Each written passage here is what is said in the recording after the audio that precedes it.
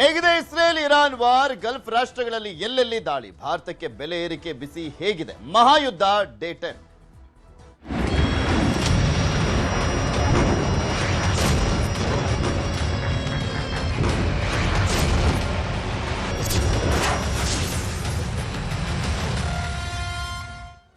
Iran ಮತ್ತು Israel ನಡುವೆ ಮಹಾಯುದ್ಧ continue ಆಗಿದೆ. ಕೊಲ್ಲಿ ರಾಷ್ಟ್ರಗಳಲ್ಲಿ ಸಿಕ್ಕಾಕೊಂಡಿರುವಂತದ್ದು ಭಾರತೀಯರ ರಕ್ಷಣೆ ಬಗ್ಗೆ ಸದನದಲ್ಲಿ ಚರ್ಚೆಗೆ ಆಗ್ರಹಿಸಲಾಯಿತು. ಇರಾನ್ ಇಸ್ರೇಲ್ ನಡುವೆ ಯುದ್ಧ ಕಂಟಿನ್ಯೂ ಆಗಿದೆ. ಮಧ್ಯಪ್ರಾಚ್ಯಗಳಲ್ಲಿ ಹೊತ್ಕೊಂಡು ಉರಿತಾ ಇರುವಂತದ್ದು ಯುದ್ಧ 10ನೇ ದಿನಕ್ಕೆ ಕಾಲಿಟ್ಟಿದೆ. ಇದೇ ಸಂದರ್ಭದಲ್ಲಿ ಭಾರತೀಯರನ್ನ ರಕ್ಷಣೆ ಮಾಡುವಂತ ವಿಚಾರಕ್ಕೆ ಸಂಬಂಧಪಟ್ಟಂತೆ ಸದನದಲ್ಲಿ ಚರ್ಚೆ ಮಾಡುವಂತ ವಿಚಾರದಲ್ಲಿ ಅಲ್ಲಿ ಜಟಾಪಟಿ ಕೂಡ ಆಯಿತು. ಸದನಕ್ಕೆ ಉತ್ತರ ನೀಡಿರುವಂಥದ್ದು ವಿದೇಶಾಂಗ ಸಚಿವ ಜೈಶಂಕರ್ ಹೇಳಿಕೆಗೆ ವಿಪಕ್ಷಗಳು ಕಿಡಿಕಾರಿದ್ದಾವೆ. ನಮಗೂ ಚರ್ಚೆಗೆ ಅವಕಾಶ ಕೊಡಿ ಅಂತ ವಿಪಕ್ಷಗಳು ಹೇಳಿರುವಂಥದ್ದು. ಜೈಶಂಕರ್ ಹೇಳಿಕೆಗೆ ಅಡ್ಡಿಪಡಿಸಿ ಆಕ್ರೋಶವನ್ನ ಹೊರಹಾಕಲಾಗಿದೆ. ವಿಪಕ್ಷಗಳ ವಿರುದ್ಧ ಸಚಿವ ಕಿರಣ್ ರಿಜಿಜು ಆಕ್ರೋಶವನ್ನ ಹೊರಹಾಕಿದರು. ಸದನದಲ್ಲಿ ಸರ್ಕಾರ ವಿಪಕ್ಷ ನಡುವೆ ವಾಕ್ಸಮರ ಏರ್ಪಟ್ಟಿತ್ತು. ಲೋಕಸಭೆ ಕಲಾಪ ಮಧ್ಯಾಹ್ನ 3ಕ್ಕೆ ಮುಂದೂಡಿಕೆ ಆಗಿದೆ. ಇವತ್ತಿನಿಂದ ಮತ್ತೊಮ್ಮೆ 2ನೇ ಹಂತದ ಅಧಿವೇಶನ ನಡೀತಾ ಇರುವಂಥದ್ದು. ಲೋಕಸಭೆ ರಾಜ್ಯಸಭೆದು ಸಂಸತ್ ಅಧಿವೇಶನ ಮೊದಲ ದಿನನೇ ವಾರ್ ನಡೀತಾ ಇದೆಯಲ್ಲ, ಆ ವಿಚಾರದಲ್ಲಿ ಜಟಾಪಟಿ ವಾಕ್ಸಮರ ಏರ್ಪಟ್ಟಿತ್ತು. ಸೊ ಹೀಗಾಗಿ ಲೋಕಸಭೆ ಕಲಾಪವನ್ನು ಮಧ್ಯಾಹ್ನ 3 ಗಂಟೆಗೆ ಮುಂದೂಡಿಕೆ ಮಾಡಲಾಗಿದೆ. ಭಾರತೀಯರನ್ನ ರಕ್ಷಣೆ ಮಾಡುವಂತ ವಿಚಾರಕ್ಕೆ ಸಂಬಂಧಪಟ್ಟಂತೆ ಅಲ್ಲಿ ಏನೇನು ಆಗ್ತಾ ಇದೆ ಅನ್ನುವಂಥದ್ರ ಬಗ್ಗೆ ವಿದೇಶಾಂಗ ಸಚಿವ ಜೈಶಂಕರ್ ಮಾತನಾಡಿದ್ರು. ಈ ಸಂದರ್ಭದಲ್ಲಿ ಅಡ್ಡಿಪಡಿಸಿದ್ರು ವಿಪಕ್ಷಗಳ ಸಂಸದರುಗಳು. The committee was apprised of difficulties faced by Indian travelers transiting the region and by students appearing for scheduled examinations in this country. It directed all concerned ministries and departments to take appropriate measures to respond to these problems. Honorable Prime Minister continues to closely monitor emerging developments, and relevant ministries are coordinating to ensure effective responses. Chairman Sir, the conflict has continued to intensify and the security situation in the region has deteriorated significantly. We have noted that in fact the conflict has spread to other nations with mounting destruction and deaths. Normal life and economic activities in the entire region are visibly affected and in some cases have come to a halt. We therefore reiterated our call on 3 March for dialogue and diplomacy and spoke up for an early end to the conflict.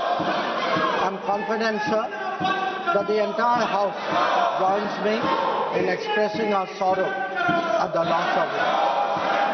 Honorable Chairman, sir, while any development that negatively impacts peace and security in the world is deeply troubling, this ongoing conflict is an issue of particular concern for India. We are a neighboring region and understandably have obvious stakes in West Asia remaining stable and peaceful. There are almost 1 crore Indian citizens who live and work in the Gulf nations. In Iran too, there are a few thousand Indians who are there for study and employment. The region is key to our energy security and includes many important suppliers of oil and gas. Speaker का खिलाफ motion दिया, आप लोग ने no confidence का resolution दिया और जब हम लोग तैयार हैं चर्चा करने के लिए, दूसरा मोशन लेके आने का क्या मतलब है? और जो आप बिना मतलब जो आवाज यहाँ उठा रहे, विदेश मंत्री ने इतना सुंदर से व्यापक रूप से अच्छी तरह से जो वक्तव्य दिया है, आप लोग सुनते नहीं है, आप लोग को सुनना नहीं। I have never seen such irresponsible opposition party in my lifetime. This opposition party does not understand the basic ethics of this house, the rules of this house. They don't understand the values of the constitution. ये क्या चाहते हैं आप लोग? क्या एक परिवार, एक आदमी पूरा देश का महाराजा है क्या? इस देश में संविधान है, इस सदन में रूल है, आप लोग अपना ही दिया वाला रूल को नहीं मानते हैं। मैं कांग्रेस के जो थोड़ा सीनियर है, सीनियर इस हाउस में रहे, मैं आपसे कहना चाहता हूं, थोड़ा अंतरात्मा में जाग के देखिए, आप जो ये हरकत कर रहे हैं, ये इससे क्या भला हो रहा है देश का, और संसद का गरिमा को आप लोगों ने कितना गिराया है। अध्यक्ष महोदय, मैं खंडन करना चाहता हूं और फिर से अनुरोध करता हूं, जो प्रस्ताव आप लोगों ने लाया है, अनावश्यक जो प्रस्ताव लाया है, उस पे चर्चा करने के लिए हम लोग पूरा तैयार है। आप हिम्मत है तो अभी शुरू करो, हम लोग चर्चा के लिए तैयार है। ಲೋಕಸಭೆಯಲ್ಲಿ ಮಧ್ಯಪ್ರಾಚ್ಯದಲ್ಲಿ ನಡೀತಾ ಇರುವಂತಹ ಯುದ್ಧದ ವಿಚಾರಕ್ಕೆ ಸಂಬಂಧಪಟ್ಟಂತೆ ಜೈಶಂಕರ್ ಅವರು ಉತ್ತರವನ್ನ ಕೊಡ್ತಾ ಇದ್ರು. ಇದೇ ಸಂದರ್ಭದಲ್ಲಿ ವಿರೋಧ ಪಕ್ಷದ ಸದಸ್ಯರುಗಳು ಚರ್ಚೆಗೆ ಅವಕಾಶ ಮಾಡಿಕೊಡ್ಬೇಕು ಅಂತ ಜಟಾಪಟಿ ಶುರುವಾಯಿತು. ಅದು ತಾರಕಕ್ಕೇರ್ತು. ಸೊ ಹೀಗಾಗಿ ಲೋಕಸಭೆಯ ಕಲಾಪವನ್ನ ಮಧ್ಯಾಹ್ನ 3 ಗಂಟೆಗೆ ಮುಂದೂಡಿಕೆ ಮಾಡಲಾಗಿದೆ. ಅಲ್ಲಿ ಒಂದ್ ಕಡೆ ಲೋಕಸಭೆಯಲ್ಲಿ ಕಲಾಪ ಮಧ್ಯಾಹ್ನ 3 ಗಂಟೆಗೆ ಮುಂದೂಡಿಕೆ ಆದ್ರೆ ಮತ್ತೊಂದ್ ಕಡೆ ಹೊರಗಡೆ ವಿಪಕ್ಷದ ಸದಸ್ಯರು ಪ್ರತಿಭಟನೆ ಮಾಡ್ತಾ ಆಕ್ರೋಶವನ್ನ ವ್ಯಕ್ತಪಡಿಸ್ತಾ ಇದ್ದಾರೆ. ರಾಹುಲ್ ಗಾಂಧಿ ಅವರ ನೇತೃತ್ವದಲ್ಲಿ ಪ್ರತಿಭಟನೆಯನ್ನ ಮಾಡಲಾಗ್ತದೆ. ಇದೆಲ್ಲದ್ರ ಬಗ್ಗೆ ಇನ್ನಷ್ಟು ಮಾಹಿತಿಯನ್ನ ಕೊಡ್ತಾ ಹೋಗ್ತಾರೆ ನಮ್ಮ ನ್ಯೂಸ್ ಎಡಿಟರ್ ಆಗಿರುವಂತಹ ಡಾಕ್ಟರ್ ರಮೇಶ್ ಕುಮಾರ್ ಜೋಲ್ಡಾಳ್ ನಮ್ಮ ಜೊತೆ ನೇರ ಸಂಪರ್ಕದಲ್ಲಿ ಜಾಯ್ನ್ ಆಗಿದ್ದಾರೆ ನ್ಯೂಸ್ ಡೆಸ್ಕ್ ಇಂದ.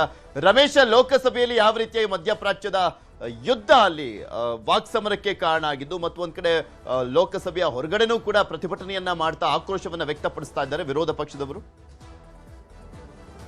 ಪೃಥ್ವಿ, ಯುದ್ಧ ಶುರುವಾದಾಗಿನಿಂದ ಒಂದು 2-3 ದಿನಗಳ ನಂತರ, ಅದರಲ್ಲೂ ಖಮೇನಿ ಹತ್ಯೆ ಆದ ಬಳಿಕ ಕಾಂಗ್ರೆಸ್ನವರು ಇದಕ್ಕೊಂದು ಉತ್ತರ ಕೊಡಬೇಕು ಅಂತ ಏನೋ ಕೇಂದ್ರ ಸರ್ಕಾರನ ಆಗ್ರಹ ಮಾಡ್ತಿದ್ರು. ಕೇಂದ್ರ ಸರ್ಕಾರ ಒಂದು ರೀತಿ ಮೃದು ಧೋರಣೆ ತಾಳಿದೆ, ಅದು ಅಮೆರಿಕದ ಪರ ಇದ್ದಂಗಿದೆ ಅದರ ನಿಲುವು, ಈ ಹತ್ಯೆಯನ್ನು ಖಂಡಿಸ್ತಿಲ್ಲ ಅಂತ ಸುಮಾರು ಒಂದು 2 ದಿನ ಆದಮೇಲೆ ಪ್ರಧಾನಿ ಮೋದಿ ಅವರು ಏನೋ ಖಮೇನಿ ಅವರ ಹತ್ಯೆಗೆ ಒಂದು ಸಂತಾಪವನ್ನು ಸೂಚಿಸುವಂಥ ಒಂದು ಪೋಸ್ಟ್ ಮಾಡಿದರು. ಅಂದರೆ ಭಾರತ ಎಲ್ಲೋ ಒಂದು ಕಡೆ ರೀತಿ ಅಮೆರಿಕದ ಪರ ಒಲವಿದೆ, ಅದು ಯುದ್ಧಕ್ಕೆ ಒಂದು ರೀತಿ ಆ ಕಡೆ ನಿಂತಿದೆ ಅಂತ ವಿಪಕ್ಷಗಳ ಆಗ್ರಹ ಮತ್ತು ಆರೋಪ ಈ ರೀತಿಯಾಗಿ ಮಾತಾಡ್ತಿದ್ದೇವೆ.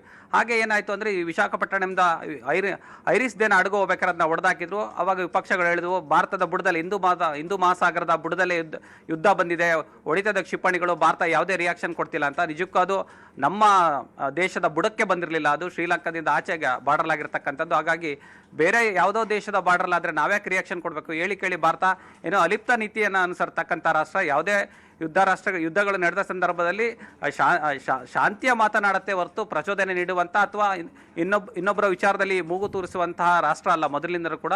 ಸೊ ಅದೇ ನೀತಿಯನ್ನು ಅನುಸರಿಸ್ತಾ ಇದೆ. ಆದರೆ ವಿಪಕ್ಷಗಳು ಹೇಳ್ತಾ ಇದೆ ಭಾರತದ ವಿದೇಶಾಂಗ ನೀತಿ ಸರಿ ಇಲ್ಲ, ಇಲ್ಲಿ ಅದು ಹೇಗೆ ಬೇಕೋ ಹಾಗೆ ನಡ್ಕೊಳ್ತಾ ಇದೆ ಅಂತ. ಅಂದರೆ ಈ ಎಲ್ಲ ವಿಚಾರಗಳನ್ನು ಪಾರ್ಲಿಮೆಂಟ್ನಲ್ಲಿ ಚರ್ಚೆಗೆ ಅವಕಾಶ ಕೊಡಬೇಕು ಅಂತಂತೂ ವಿಪಕ್ಷಗಳ ಆಗ್ರಹ ಹೀಗಾಗಿ ಸುಮಾರು ದಿನಗಳಿಂದ ಕೇಳ್ತಾ ಇತ್ತು. ಮತ್ತು ಸಾಕಷ್ಟು ಭಾರತೀಯರು ಅಂದರೆ UAE ಮತ್ತು ಸೌದಿ ಅರೇಬಿಯಾ ಮತ್ತು ಇತರ ಗಲ್ಫ್ ರಾಷ್ಟ್ರಗಳು ಸುಮಾರು 1 ಕೋಟಿ ಜನ ಇದ್ದಾರೆ. ಅಲ್ಲಿ ಬಹುತೇಕ ಹೋಗಿರ್ತಕ್ಕಂಥವ್ರು ಓದಲಿಕ್ಕೆ ಮತ್ತು ಉದ್ಯೋಗಕ್ಕಾಗಿ. ಅಂದರೆ UAEನಲ್ಲಿ ಸುಮಾರು ಒಂದು 34 ಲಕ್ಷ ಜನ ಇದ್ದರೆ, ಸೌದಿ ಅರೇಬಿಯಾದಲ್ಲಿ ಒಂದು 24 ಲಕ್ಷ ಜನ, ಮತ್ತು ಈ ಥರ ಬೇರೆ ರಾಷ್ಟ್ರಗಳಲ್ಲಿ ನೋಡಿದಾದ್ರೆ ಒಂದು 5 ಲಕ್ಷ, 10 ಲಕ್ಷ, 15 ಲಕ್ಷ ಈ ಥರ ಜನ, ಸುಮಾರು 1 ಕೋಟಿ ಜನ ಗಲ್ಫ್ ರಾಷ್ಟ್ರಗಳಲ್ಲಿದ್ದಾರೆ. ಯುದ್ಧದ ಸಂದರ್ಭದಲ್ಲಿ ಯಾರ್ಯಾರು ಸ್ಟ್ರಕ್ ಆಗಿದ್ದಾರೆ ಅವ್ರನ್ನೆಲ್ಲ ವಾಪಸ್ ಕರೆಸ್ಕೊಳ್ಳುವಂಥ ಪ್ರಯತ್ನ ಆಗ್ತಾ ಇಲ್ಲ ಅಂತದ್ದು ಏನೋ ಕಾಂಗ್ರೆಸ್ ಮತ್ತು ಇತರ ವಿಪಕ್ಷಗಳ ಆರೋಪ. ಆದರೆ ಇವತ್ತು ವಿದೇಶಾಂಗ ಸಚಿವ ಜೈಶಂಕರ್ ಮತ್ತು parliamentary affairs minister Kiran Rijiju ವಿಪಕ್ಷಗಳ ಈ ಆರೋಪಗಳಿಗೆ ತಕ್ಕ ಉತ್ತರವನ್ನು ಕೊಡುವಂಥ ಪ್ರಯತ್ನ ಮಾಡಿದರು ಪಾರ್ಲಿಮೆಂಟ್ನಲ್ಲಿ. ಮೊದಲು ರಾಜ್ಯಸಭೆಯಲ್ಲಿ ಮತ್ತು ಲೋಕಸಭೆಯಲ್ಲಿ 2 ಸದನಗಳಲ್ಲಿ ಜೈಶಂಕರ್ ಉತ್ತರ ಕೊಟ್ಟರು. ಸುಮಾರು ನಾವೀಗ 67,000 ಭಾರತೀಯರು ಏನು ಸ್ಟ್ರಕ್ ಆಗಿದ್ರು ಅವ್ರನ್ನ ವಾಪಸ್ ಕರ್ಕೊಂಡ್ಬಂದಿದ್ವಿ, ಇನ್ನು ಅಲ್ಲಿರ್ತಕ್ಕಂಥವ್ರು ಯಾವುದೇ ಸ್ಟ್ರಕ್ ಆಗಿಲ್ಲ, ಅವರು ತಮ್ಮ ಕೆಲಸಗಳಲ್ಲಿ ನಿರತರಾಗಿದ್ದಾರೆ, ಮತ್ತು ಓದೋ ಕೆಲವು ವಿದ್ಯಾರ್ಥಿಗಳಿದ್ದಾರೆ, ಅವರಿಗೆ ಯಾವುದೇ ರೀತಿ ಆತಂಕ ಇಲ್ಲ. ನಾವು ಅಲ್ಲಿನ ರಾಯಭಾರಿಗಳ ಕಚೇರಿಗಳ ಜೊತೆ 1-to-1 ಸಂಪರ್ಕದಲ್ಲಿದ್ವಿ. ಭಾರತೀಯರನ್ನ ಯಾರ್ಯಾರು ಸ್ವಲ್ಪ ಆತಂಕದ ಸ್ಥಿತಿಯಲ್ಲಿದ್ದರು ಎಲ್ಲರನ್ನ ರಕ್ಷಣೆ ಮಾಡಿ ಕರ್ಕೊಂಡ್ಬಂದಿದ್ವಿ. ಅಲ್ಲಿರ್ತಕ್ಕಂಥ ಉಳಿದ ಭಾರತೀಯರು ಯಾವುದೇ ಸ್ಟ್ರಕ್ ಆಗಿಲ್ಲ, ನಾವು ಎಲ್ಲರ ಸಂಪರ್ಕದಲ್ಲಿ ಅಂತೂ ಇವತ್ತು ಜೈಶಂಕರ್ ಹೇಳಿದ್ದು. ಹಾಗೆ ಜೈಶಂಕರ್ ಮಾತಿಗೆ ಬೇರೆ ಬೇರೆ ವಿಚಾರಗಳನ್ನ ಎತ್ಕೊಂಡ್ರು ವಿಪಕ್ಷದ ಕಾಂಗ್ರೆಸ್ನವ್ರು ಎತ್ಕೊಂಡ್ರು. ನಾವು ಏನೋ ಭಾರತದ ವಿದೇಶಾಂಗ ನೀತಿ ಸರಿ ಇಲ್ಲ, ಆ ವಿಚಾರದ ಬಗ್ಗೆ ಚರ್ಚೆ ಮಾಡಬೇಕು, ಭಾರತದ ಬುಡದಲ್ಲಿ ಬಂದ್ಬಿಟ್ಟು ಏನೋ ಕ್ಷಿಪಣಿ ದಾಳಿ ಮಾಡಿದ್ರು, ಐರಿಸ್ ದೇನ ಹೊಡೆದಾಕಿದ್ರು, ಈ ಥರದ ವಿಷಯಗಳನ್ನೆಲ್ಲ ಚರ್ಚೆ ಮಾಡಬೇಕು ಅಂತ ಕಾಂಗ್ರೆಸ್ ಅವರು ಜೋರಾಗಿ ಗಲಾಟೆ ಮಾಡಿದ್ರು. ಆ ಸಂದರ್ಭದಲ್ಲಿ ಜೈಶಂಕರ್ ಪರ ಕಿರಣ್ ರಿಜಿಜು ಎದ್ದು ನಿಂತ್ಕೊಂಡು ಮಾತಾಡಿದ್ರಿಲ್ಲ, ನಮ್ಮ ನೀತಿ ಹಿಂಗಿದೆ, ವಿದೇಶಾಂಗ ನೀತಿ ಸರಿಯಾಗಿದೆ, ನೀವು ಇಲ್ಲೇ ಸಲ್ಲದ ಆರೋಪಗಳನ್ನ ಮಾಡಬೇಡಿ ಅಂತ ಒಂದು ಮಟ್ಟದಲ್ಲಿ ಗಲಾಟೆ ಜೋರಾಯಿತು. ಅವಾಗೇನು 3 ಗಂಟೆ ಅಷ್ಟೊತ್ತಿಗೆ ಪಾರ್ಲಿಮೆಂಟ್ ಸೆಷನ್ನ ಮುಂದೂಡಿದ್ರು. ಇದಷ್ಟಲ್ಲದೆ ಪಾರ್ಲಿಮೆಂಟ್ ಹೊರಗಡೆ ಕೂಡ ಕಾಂಗ್ರೆಸ್ಸರು ಪ್ರತಿಭಟನೆ ಮಾಡ್ತಾ ಇದ್ರೇನು, ಭಾರತ ವಿದೇಶಾಂಗ ನೀತಿ ಸರಿ ಇಲ್ಲ, ಚರ್ಚೆಗೆ ಅವಕಾಶ ಕೊಡಬೇಕು ಅಂತದ್ದು. ಆದರೆ ಕೇಂದ್ರ ಸರ್ಕಾರ ಸ್ಪಷ್ಟವಾಗಿ ಹೇಳ್ತಾ ಇದೆ, ನಮ್ಮ ನೀತಿ ನಮಗೆ ಸರಿಯಾಗಿದೆ, ನಾವು ಯಾರ ಪರನೂ ಇಲ್ಲ, ವಿರೋಧನೂ ಇಲ್ಲ, ಮತ್ತು ಭಾರತಕ್ಕೆ ಯಾವ ರೀತಿಯ ವ್ಯಾವಹಾರಿಕವಾಗಿ ಮತ್ತು ಇತರ ಯಾವುದೇ ವಲಯಗಳಲ್ಲಿ ಏನೇನೋ ನಷ್ಟಗಳು ಅಥವಾ ಆಗುತ್ತೆ ಅಂಥ ಸಂದರ್ಭಗಳಲ್ಲಿ ನಾವು ಅದನ್ನು ತುಂಬ ಸೂಕ್ಷ್ಮವಾಗಿ ಬಗೆಹರಿಸುವಂಥ ಕೆಲಸಗಳನ್ನ ಮಾಡ್ತೀವಿ. ಆ ನಿಟ್ಟಿನಲ್ಲಿ ಪ್ರಧಾನಿ ಮೋದಿ ಅವರು ಏನೇನು ಉಪಾಯಗಳನ್ನು ಬೇಕು ಮತ್ತು ಯೋಜನೆಗಳನ್ನ ಬೇಕು ಎಲ್ಲ ಚರ್ಚೆಗಳಲ್ಲಿ ಚರ್ಚೆಯಲ್ಲಿ ನಿರತರಾಗಿದ್ದಾರೆ. ಭಾರತಕ್ಕೆ ಯಾವುದೇ ರೀತಿಯ ಆರ್ಥಿಕ ಸಂಕಷ್ಟ ಆಗಲಿ ಅಥವಾ ಯಾವುದೇ ಸಮಸ್ಯೆಗಳಾಗಲಿ, ಈಗ ಸಾಕಷ್ಟು ಏನು ಉತ್ಪನ್ನಗಳು ಗಲ್ಫ್ ರಾಷ್ಟ್ರಗಳಿಂದ ಬರ್ತಿಲ್ಲ ಅಂತಕ್ಕಂಥ ನಡೀತಾ ಇದೆ. ಈ ವಿಚಾರದಲ್ಲಿ ಅಮೆರಿಕ ಹೇಳ್ತಿತ್ತು, ರಷ್ಯಾದಿಂದ ನಿಮಗೆ ಏನು ತೈಲ ಬೇಕು ಅದನ್ನು ತರಿಸ್ಕೊಳ್ಳಿ, 1 ತಿಂಗಳ ರಿಯಾಯಿತಿ ಕೊಟ್ಟಿದ್ವಿ ಅಂತ. ಅಂದರೆ ಭಾರತ ಪರೋಕ್ಷವಾಗಿ ತನಗೆ ಯಾವುದೇ ರೀತಿ ಸಮಸ್ಯೆಗಳಾಗದೇ ರೀತಿಯಲ್ಲಿ ಪ್ರಧಾನಿ ಮೋದಿ ಅವರು ಎಲ್ಲ ಪ್ಲಾನ್ಗಳನ್ನ ಮಾಡಿ ದೇಶವನ್ನು ಸದೃಢವಾಗಿ ಮುನ್ನಡೆಸ್ತಾ ಇದ್ದಾರೆ. ಸುಮ್ಮನೆ ನೀವು ವಿನಾಕಾರಣ ನೀವು ಆರೋಪ ಮಾಡಬೇಡಿ ಮತ್ತೆ ಪ್ರತಿಭಟನೆ ಮಾಡಬೇಡಿ ಅಂತಕ್ಕಂಥದ್ದನ್ನ ಜೈಶಂಕರ್ ಮತ್ತೆ ಕಿರಣ್ ರಿಜಿಜು ಸ್ಪಷ್ಟವಾಗಿ ಇವತ್ತು ಉತ್ತರ ಕೊಟ್ಟಿದ್ದಾರೆ. ಪೃಥ್ವಿ, ಓಕೆ, ಧನ್ಯವಾದ ರಮೇಶ್ ನಿಮ್ಮೆಲ್ಲ ಮಾಹಿತಿಗಾಗಿ.